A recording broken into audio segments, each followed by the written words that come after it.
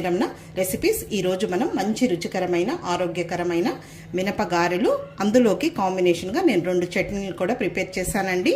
అవి ఏంటంటే కొబ్బరి చట్నీ అలాగే ఎర్రకారం.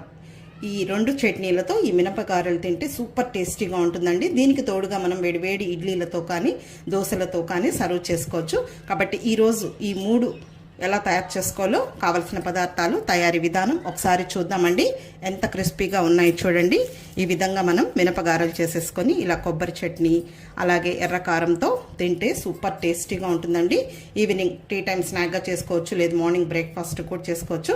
కాబట్టి ఈ 3 రెసిపీస్ని ఎలా తయారు చేసుకోవాలో కావలసిన పదార్థాలు, తయారీ విధానం ఒకసారి చూద్దామండి.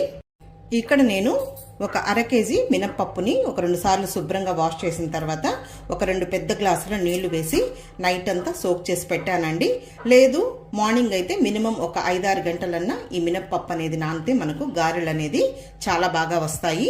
ఇప్పుడు నానిన తర్వాత ఒక 2 సార్లు శుభ్రంగా కడిగేసి కొద్దిగా నీళ్లు వేసి పెట్టానండి. ఇప్పుడు తీసి పక్కన పెట్టేసేసుకొని మనం ఇందులోకి కాంబినేషన్గా ఈరోజు చేసే కొబ్బరి చట్నీ అలాగే ఎర్రకారంని ముందుగా ప్రిపేర్ చేసేసుకొని మళ్ళీ దీన్ని మనం మిక్సీ పట్టేసేసుకుందాము. ఇప్పుడు ఇది పక్కన పెట్టేసుకుందాము. ముందుగా కొబ్బరి చట్నీని ప్రిపేర్ చేసేసుకుందాం. ఒక మిక్సీ జార్ తీసుకొని ఒక అర్ధం చిప్ప కొబ్బరి చిప్పండి, ఫ్రెష్గా ఉన్న కొబ్బరి ఈ విధంగా చిన్న చిన్న ముక్కలుగా కట్ చేసి వేసేసుకోవాలి. అలాగే ఒక 3 టేబుల్ స్పూన్ల పుట్నాల పప్పులండి. అలాగే ఒక 4 పచ్చిమిరపకాయని ఇలా చిన్న ముక్కలుగా కట్ చేసి వేసుకోవాలి. ఒక 5 వెల్లుల్లి రెబ్బల్ని లైట్గా పొట్టు తీసి వేసుకోవాలి. అలాగే రుచికి సరిపడా రాళ్ళుప్పు వేసుకోవాలి. మనం గారెల్లోకి తింటున్నాం కాబట్టి కొద్దిగా ఉప్పు అనేది తగ్గించుకోవాలి. అలాగే కొద్దిగా కొత్తిమీర వేసేసుకుందాము. ఇప్పుడు నీళ్లు వేసేసుకొని గ్రైండ్ చేసేసుకోవాలి.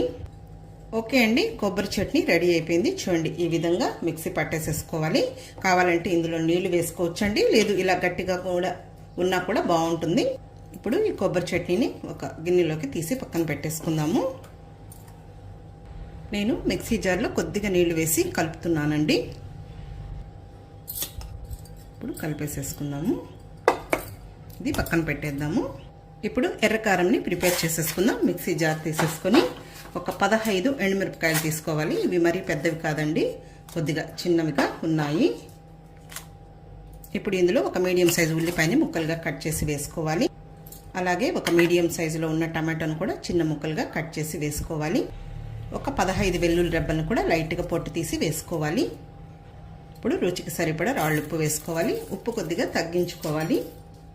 ఇప్పుడు ఇందులో కొద్దిగా నీళ్లు వేసేసుకొని మెత్తగా గ్రైండ్ చేసేసుకోవాలి. ఓకే అండి, చూడండి ఈ విధంగా మిక్సీ పట్టేసేసుకోవాలి. ఇది కూడా అంతే అండి, మీరు గట్టిగా కావాలంటే చేసుకోవచ్చు, కొంచెం నీళ్లు కలుపుకొని లూజుగా కావాలంటే కూడా చేసుకోవచ్చు. ఈ కారం పచ్చడిని మనం కారం దోశకి అలాగే ఇడ్లీ దోశ అందులోకి తినచ్చండి, చాలా బాగుంటుంది. ఇది కూడా ఒక బౌల్లోకి తీసేసుకుందాము. తర్వాత మనం పునుగులు, ఊతప్పం అలా చేసుకుంటాం కదా అండి, ఈ పొటాటో బజ్జీ అందులో కూడా చాలా బాగుంటుంది. దోసపిండి బోండాలు అవంటాం కదా. ఇప్పుడు ఇందులో మిక్సీ జార్లో కొద్దిగా నీళ్ళు వేసి కలుపుకుందాం. అన్నట్టు మర్చిపోయానండి, మెయిన్ రాయలసీమ స్పెషల్ అలసంద గారెలకు కూడా సూపర్ కాంబినేషన్ అండి. ఆల్రెడీ నేను వీడియో కూడా పోస్ట్ చేశాను, ఒకసారి చూడండి. ఇప్పుడు ఈ 2 పచ్చళ్ళు కూడా రెడీ అయిపోయాయి. ఇప్పుడు ఈ మినప్పప్పును కూడా మనం మిక్సీ వేసేసుకుందాము. ఆ నీళ్ళల్లోంచి తీసేసుకొని ఒక 4-5 సార్లుగా మనం మిక్సీ పట్టేసుకోవాలి. మీకు కావాలంటే రోలు ఉన్న వాళ్ళు రోట్లో కూడా రుబ్బి చేసుకోవచ్చండి. మిక్సీలో కూడా మనం బాగా చేసుకోవచ్చు, క్రిస్పీగా వచ్చేటట్టు. ఇప్పుడు ఇందులో సాల్ట్ ఏం అవసరం లేదండి, మళ్ళీ కలుపుకుందాం. అందులో నీళ్లు ఉంటాయి కాబట్టి అలాగే గ్రైండ్ చేసుకోవచ్చు. లేదు కొంచెం మనకి మిక్సీ పట్టుకోవడానికి కష్టం అనిపిస్తే మనం మినప్పప్పు నానబెట్టిన నీళ్లు ఉన్నాయి కదా, అవి కొద్దిగా వేసుకుంటే సరిపోతుంది, మరి ఎక్కువ వేయకూడదు. ఇప్పుడు గ్రైండ్ చేసేసుకోవాలి. చూడండి, ఈ మినపగారెలకు మరీ మెత్తగా వేయకూడదండి. చూడండి, ఈ విధంగా లైట్గా మనకు బరగ్గా ఉండాలి. ఇప్పుడు ఇదంతా ఒక బౌల్లోకి తీసేసుకొని ఇదే విధంగా ఆ మిగిలిన మినప్పప్పును కూడా మిక్సీ వేసేసుకోవాలి. ఇప్పుడు ఈ పిండినంతా కూడా ఒక బౌల్లోకి వేసేసుకుందాము.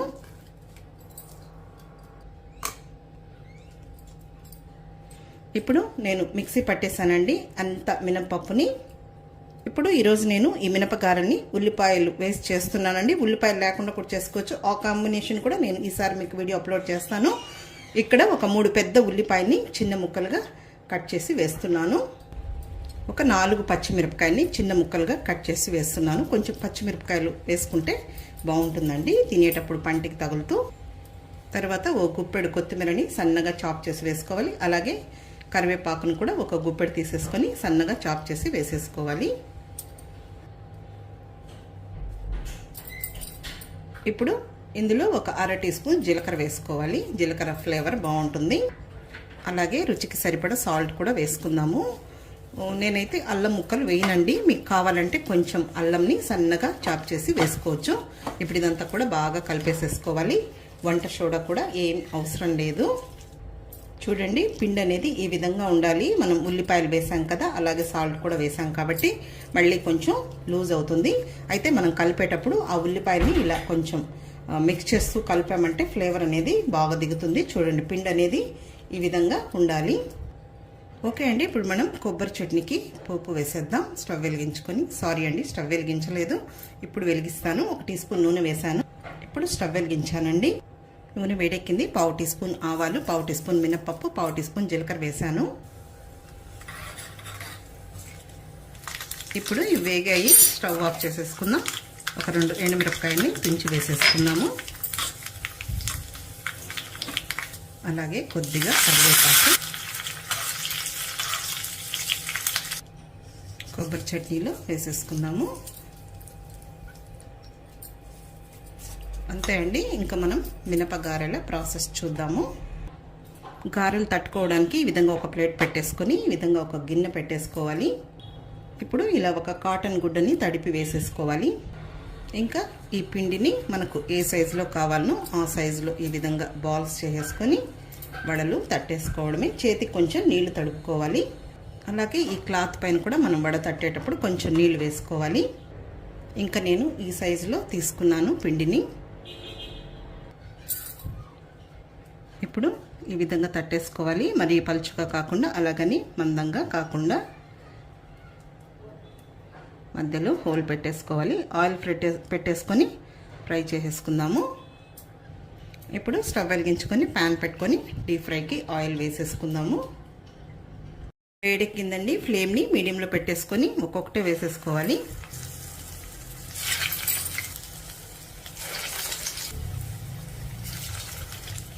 ఇలా అన్నీ వేసుకున్న తర్వాత ముందుగా మనం వేసాం కదా, అవి ఫ్రై అయ్యాయి. ఇలా ఇంకొక సైడ్కి తిప్పేసుకుంటూ మంచి కలర్ వచ్చే వరకు ఫ్రై చేసేసుకోవాలి.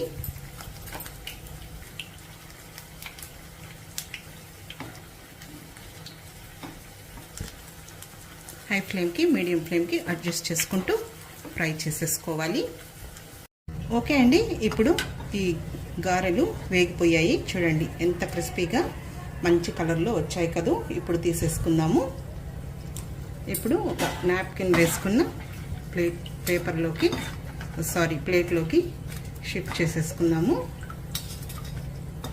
అంతే అండి. ఇదే విధంగా ఆ మిగిలిన పిండిని కూడా ఫ్రై చేసేసుకోవాలి. కావాలంటే మనం ఫ్రిడ్జ్లో పెట్టుకొని కూడా కావాలన్నప్పుడు చేసేసుకోవచ్చు వేడివేడిగా.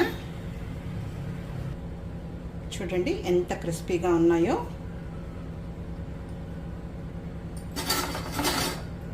ఇప్పుడు ఒక సర్వింగ్ ప్లేట్లోకి ఈ గారెల్ని డిష్ అవుట్ చేసేసుకుందాం.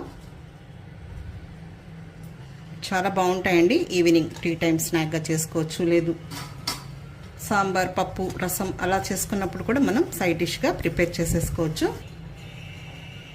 వేడివేడిగా చాలా బాగున్నాయండి. చూడండి ఎంత బాగున్నాయో కదా. ఇప్పుడు ముందుగా మనం ప్రిపేర్ చేసుకున్న చట్నీలని డిష్ అవుట్ చేసేసుకున్నాము. ముందుగా కొబ్బరి చట్నీ,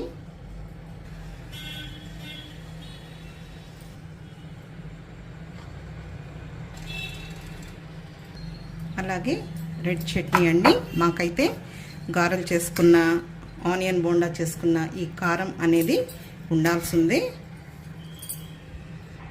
ఈ కారం పచ్చడి మనం ఫ్రిడ్జ్లో స్టోర్ చేసుకొని దోశ, ఇడ్లీ అలా చేసుకున్నప్పుడు వాడుకోవచ్చండి. అంతే అండి. చూసారు కదా, ఈ కాంబినేషన్తో మీరు ఒకసారి తప్పకుండా ట్రై చేయండి. ఇలా చేసుకున్నప్పుడు వేడి ఇడ్లీతో కానీ దోశతో కానీ తిని చూడండి. చాలా అంటే చాలా బాగుంటుంది. ఈ వీడియో మీకు నచ్చినట్లయితే నా యూట్యూబ్ ఛానల్ లక్ష్మీ రమణ రెసిపీస్ని కొత్తగా చూస్తున్న వారైతే నా ఛానల్ని తప్పకుండా సబ్స్క్రైబ్ చేసుకోండి. నచ్చితే లైక్ చేయండి, షేర్ చేయండి. ఇంకొక మంచి వంటతో మళ్ళీ కలుద్దాం. నమస్తే అండి.